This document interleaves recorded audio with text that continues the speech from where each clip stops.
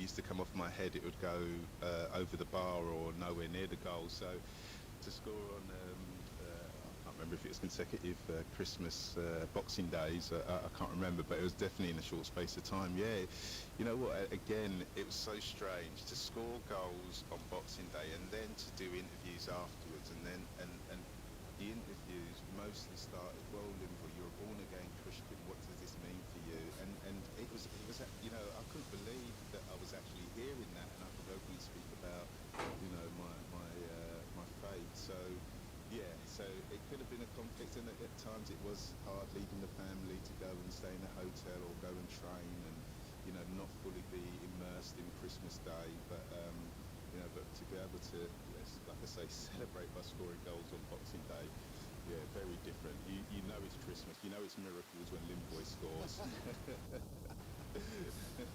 Well, that's all for this week. Linvoy, thank you so much for coming on the programme No and problem. telling us your fascinating thoughts and opinions and memories of being a born-again Christian and a footballer.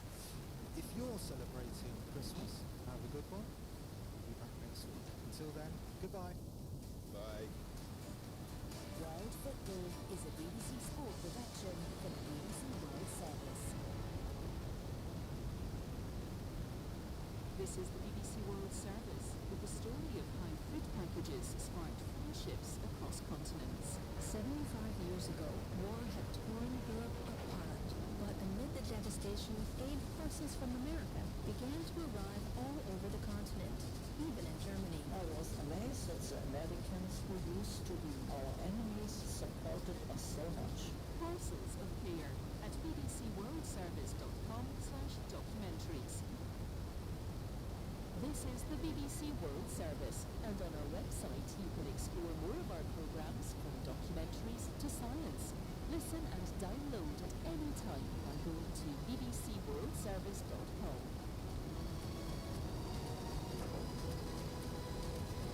On air, online and on smartphone, this is the BBC World Service, the world's radio station.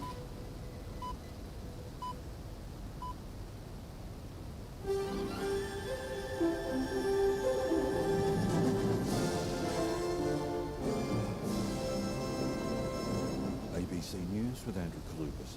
Christmas celebrations have turned to grief on the Gold Coast after the deaths of two children in separate incidents. Marcel Indele reports. Police say a 5-year-old boy was playing with a dog at a property at Varsity Lakes when the animal turned on him, inflicting serious neck and back injuries. He was rushed to the Gold Coast University Hospital for emergency surgery, but he was unable to be saved. His grandmother was also treated for injuries she sustained as she grappled with the dog to try to save the child.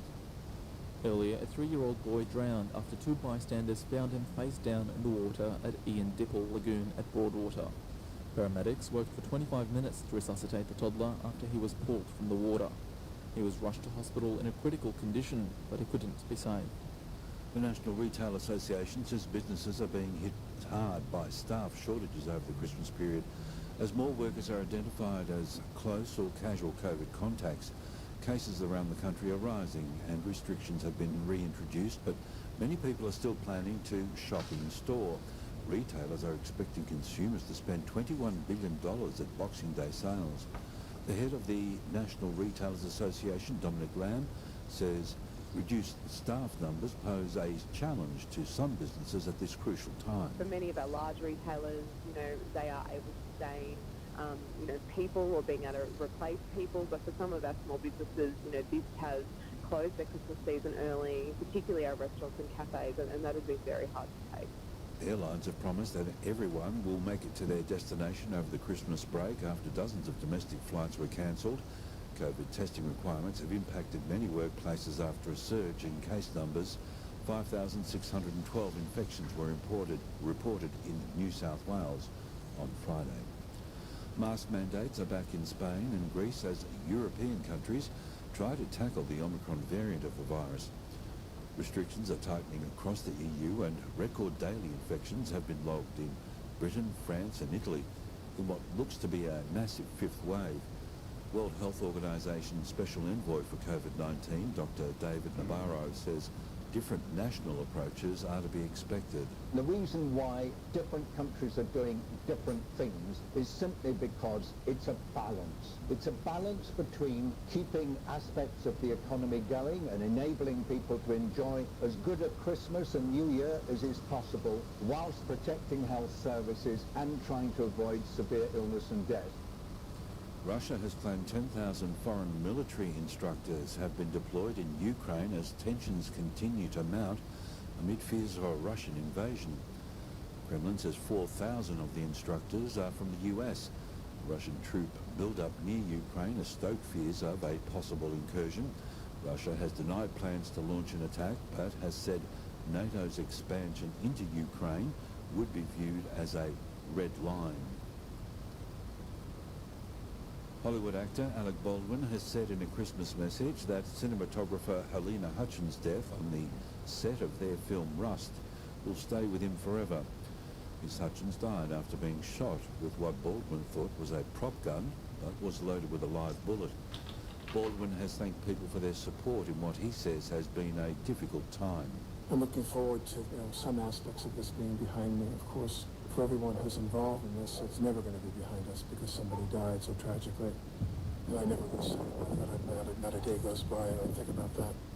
Former South Korean President Park Geun-hye has been granted a presidential pardon 4 years into a jail term for corruption. With more, the BBC's Laura Bicker in Seoul. This is a surprise announcement to pardon a president whose impeachment marked a watershed moment in South Korean politics. Millions filled the streets of Seoul for weeks in 2016, angry at an unfolding scandal which revealed corrupt links between the presidential office and wealthy family-run conglomerates. The 69-year-old was the country's first female president and the first to be impeached. She has served 4 years of a 22-year sentence. The Justice Minister said the decision had been made for the unification of the people. Miss Park is also suffering from a number of health issues. 2 people have died in a submerged car in the US state of California as a wave of storms rolls across America's west coast. An atmospheric river from the Pacific Ocean is fueling the wild weather that could dump rain and snow on the region through Christmas. You're up to date with the latest from ABC News.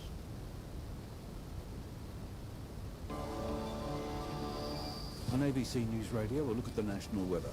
A broad trough will lead to showers, rain and storms over northern Western Australia, the Northern Territory, Queensland and eastern New South Wales. A coastal trough will bring locally heavy falls to southeast Queensland and northeast New South Wales, and a high in the Bight is driving easterly winds drawing heat into Western Australia.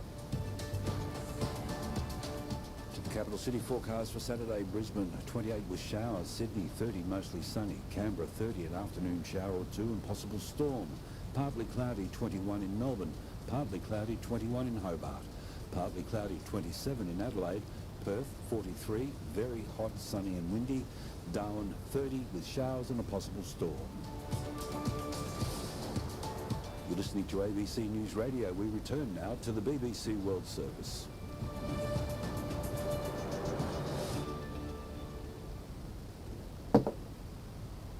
It's Christmas Eve. Quick message. Primarily thanking all of you folks who've sent me Christmas cards. I just woke up. Can you see that? I do like to make the videos shortly after I wake up. Something about morning energy. And it helps me to get my day going. Sometimes. But I want to just say happy holidays. There's, several holidays have been put in this part of the year so they line up. So whatever it is for you, Festivus, Yule, Christmas, Kwanzaa, which is happening soon, Merry, Merry, Merry to you. I would like to thank everyone who sent me stuff and Christmas cards.